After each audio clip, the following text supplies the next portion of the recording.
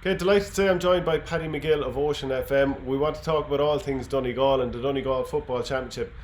Just even for people who aren't too familiar with it, and just a recap for those who are, can you explain the setup with the championship? Because I was looking at it and there seems to be just this massive league table. And you said to me that in the past it was more of a Champions League format. So what's actually going on? Yeah, you're quite right. So before it was the old Champions League format, four groups of four, simple mathematics, easy arithmetic, top two went through to the quarterfinals, so on, so on. People were quite happy with it because of COVID-19 and absolute, I suppose, mess throughout the land and everything, and in particular GAA. The county board decided to try a new format. Now, it was seen as radical by many, and there were a few eyebrows raised. What they have done is they have two large groups in the Senior Football Championship. They have a Group A and they have a Group B. And easy mathematics again, you have 8 in Group A, 8 in Group B. You play, each club team has 4 games in the group. And now you're saying, how have you have 8 teams in the group? How can you have 4? How can you have only 4 games? All the teams in Group A cannot draw each other. All the teams in Group B cannot draw each other. Ironically, you want to be in the same group as actually all the tough teams. So if you're drawn in Group A, you can only draw the teams in Group B. So for example, Guidor, say they're in Group A, they will draw every single week a team from Group B, essentially. That's how it works. Does that make sense? Yeah, it does. A small bit muddled, but one thing that seems fairly certain so far from what I'm seeing is that there's an awful lot of hammerings. I mean, I was even looking at some of the fixtures from last weekend, and I'll get them up here and read out one or two of them.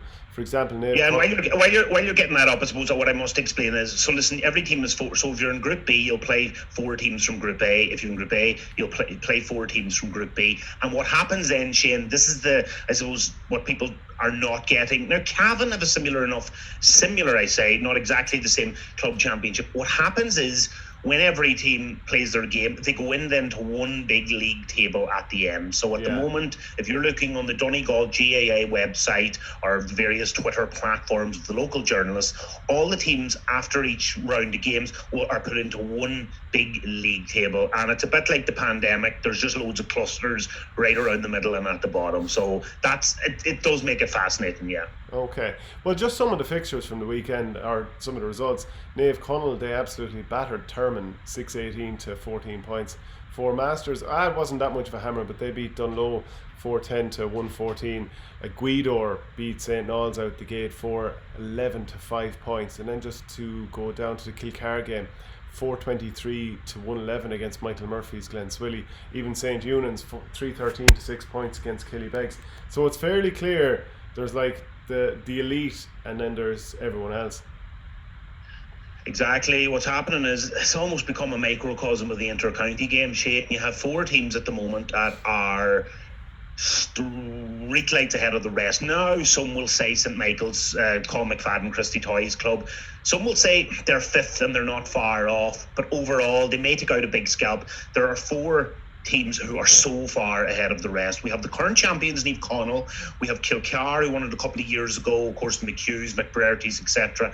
Then we have Guidor, the Ulster champions 2 years ago. And then we have the biggest town, if you like, in Donegal, St. Eunan's, Letterkenny, who have a ridiculous array of young players coming through. They are dishing out huge beatings every week. Apart from St. Eunan's, the first day out, they defeated Bundoran by 7-8 points. Every other one of the big teams, it's just been a massacre. And I suppose we enjoy in the media at the moment talking about how great of a club championship we have, because we've 4 teams competing and no team has won back-to-back since 07, 08, 09, St. Eunan's, which is remarkable, really. And there's such a rare commodity, back-to-backs. There's a bit of deflation coming, leaving these grounds every week, in that my own club, Ardra, well, they haven't done too bad. They got a bit of a tanking off Naomh Conaill 2 weeks ago. We have clubs, I mean, Glenswilly won the championship in 2016, Shane, Michael Murphy's club. They beat Kilcar in the final, and here they are getting beat by 20 odd points to Kilcar, and the gaps are so big. So it depends what perspective you can look at it. The half glass full is, well, we don't have a Currathin, or we don't have a Portlaoise, we don't have a Cross McGlen of old, or Port Humna dominated for a while. You catch my drift. However, there are huge tankings every week. But at the same time, it becomes a brilliant championship when we get into the last 8 or last 4. And that's so, I don't know, how would you view that? Like, it's catch-22, really, isn't it? It is a bit. I mean, then you have to wonder, is the structure of a championship right? I mean, some county championships, they're great having 16 teams in it. Some are great having 8 in it. Then you have, like, Kilkenny seem to have 12 championships, 2 groups of 6, and it tends to be by and large fairly competitive. So I think you just kind of have to react to whatever the level of competition is in your county. But even, you know yourself, clubs can be very reluctant to change from, let's say, 16 teams down to 12, because they're like, why are we being dragged down to intermediate and so on. I think it's a tough one. You just have to kind of ride it out, and hopefully you'll have that level of competition you want. But if I could ask you about a game this weekend, you've mentioned St. Eunan's, you've mentioned St. Michael's. Both of those teams seem to be in really good form, because it's 3 wins from 3 for Michael's and it's 2 wins and a draw for St. Eunan's. That is probably the plum tie of the weekend. It is, and it's a bit of a disaster for St. Michael's, because they had 3 from 3, as you said, and St. Eunan's to 2. Now, their drawing game was incidentally against Kilcar, so one of the other big 4. And St. Michael's were hoping here's the carrot in it all, Shane. When it comes to the final league placements on Sunday night, what happens is first plays 8th, second plays 7th, third plays 6th. Because of that draw between Kilcar and St. Eunan's, it was looking like one of those teams may end up coming 5th. And what would happen? They would draw a team in 4th. That would shake up the status quo and would probably mean that St. Michael's creeps into 3rd, and St. Michael's are 3rd or 4th. They get a home quarter final. But it's a disaster for St. Michael's, because now it's back in St. Eunan's' hand. They're one of the top 4. They can beat St. Michael's at home. I'm not saying they will. They probably will, though. They'll beat them, and what's going to happen is you're going to be left with Niamh Connell, Gweedore, Kilcar, who should beat Glenfin. They're a decent enough outfit, but they should beat them, and St. Eunan's. And it's a bit of a... St. Michael's won't be happy with that one, because now they'll probably end up coming 5th or 6th, and they'll be away from home against one of the big 4. And if the big 4 are at home in the quarterfinals, they're probably all going to come through, because home advantage, it does matter. So, yeah. So it's a tricky one. Colm McFadden flying for St. Michael's. He's just reeling back the years. Actually, he's not reeling back the years. He's never had to reel back anything. He still seems to be like a 25-year-old. He's just a class act. Yeah, and like I presume it's a case of teams trying to man mark him as always, but that bit of movement, a bit of wizardry, and once he has it in his hand, he's very hard to stop. Like, I presume, is he still physically in great shape? Like, towards the end of his, especially towards the end of his Donegal career, like, he was a machine. Yeah, but I don't know, he's like Pirlo, or one of those guys in soccer that used to play, and it doesn't look like he ever ran at all. Like Pat Spillane, he's one of my favourite players ever. Pat Spillane says, I'd love to see a GPS on him, and maybe it would surprise us, but Spillane used to say he belongs in any era, in any team. He's just so cultured. You know the type of player I'm talking about. Shefflin even had a bit of it in hurling. The game was just played at slow motion. It doesn't really matter to Colm McFadden. He's just such an unbelievable football brain, and a top fella as well. And I firmly believe the way he plays, Shane, he could last another 4 or 5 years. He's a class act. They've never won the championship. They got to a final in 2011. They had a very, very good team that time, and they were always the nearly men. They did only make it to one final.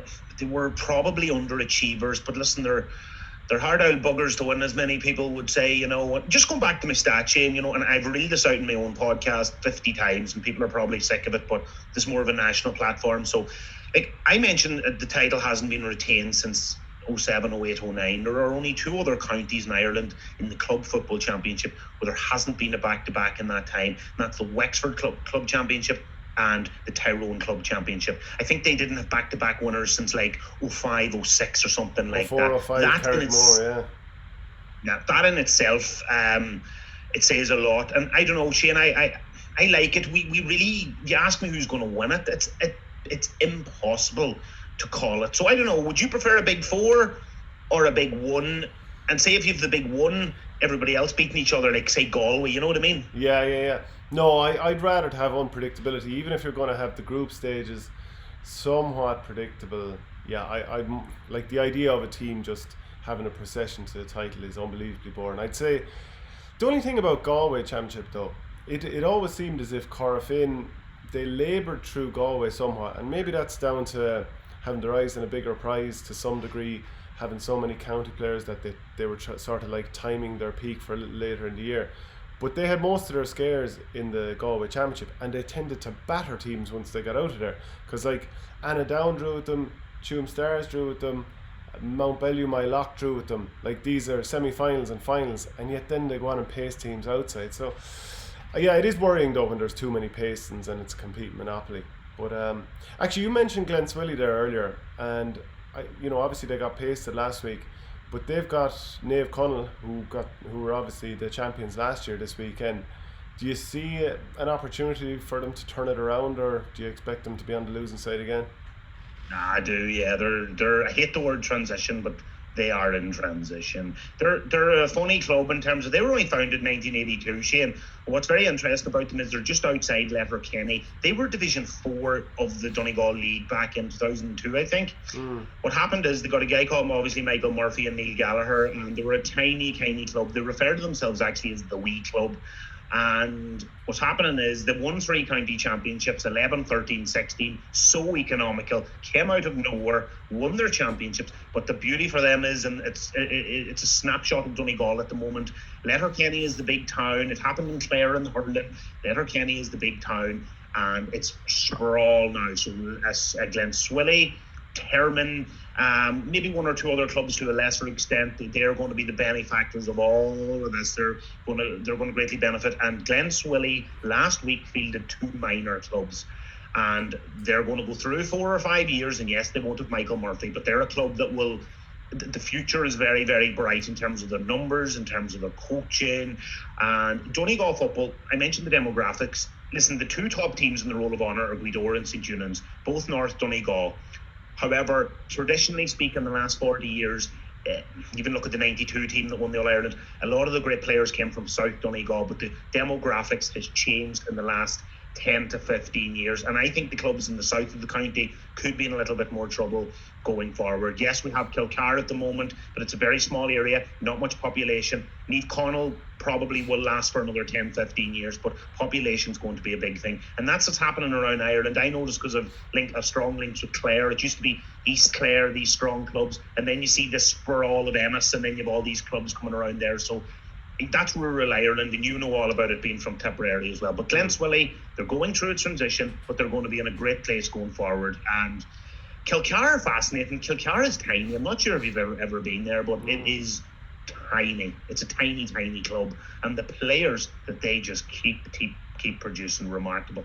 It's insane, yeah. Because I was going to ask you, based on the players they've produced, I mean, I've often thought, surely this is a team that's got All-Ireland club title ambitions, and obviously it's so hard to come out of Donegal, never mind Ulster and all that kind of thing.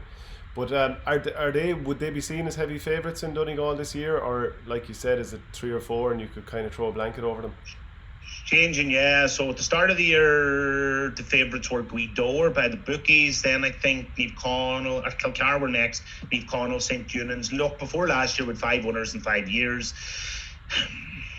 If you ask people, probably a few people would nudge it to either Kilcar or Naomh Conaill. But I suppose the thing about Naomh Conaill is, geez, culturally they've just, what a club. Like, I think they've appeared in 8 finals since 2005. I think if any club is going to do back-to-back, it could be them. They are obsessed, and they've said it themselves, with winning this back-to-back. And their championship last year against Gweedore, I mean, you remember those games. They were big underdogs going into those games. They're going to take serious beating. They've added to their background team. They are so hungry. But we do see every year, Shane, whether it's nationally or locally, when a team wins a championship, they can get that boost early on at the start of the next year. So I suppose the big question mark is, can they continue it? Now, here's the thing, just finally, if you ask anybody from Naomh Conaill who's the one club that they really fear of the top 4, they would probably support or say, probably Kilcar. They didn't get them last year, and they'd probably say, this whole adage, styles make fights and all this here. If you ask anybody from Kilcar, which one of the top 4 do you think you'd fear the most? I ostensibly say they would mostly say Gweedore. If you ask St Eunan's, they'll probably say a different club. If you ask Gweedore, they'll probably turn around and say Naomh Conaill Glenties. So it depends who gets who, and that's what makes it so fascinating. The rivalries at the moment are terrific. They are terrific, and it's spread around the county, and it's feisty. That Guido and Eve Connell final last year, I'm not sure really, even on social media, Kevin Cassidy and some of the Eve Connell lads plugging after, and it's kind of like the Derry Championship or Tyrone Championship. It's old, it's great. But you know what the big pity is, Shane?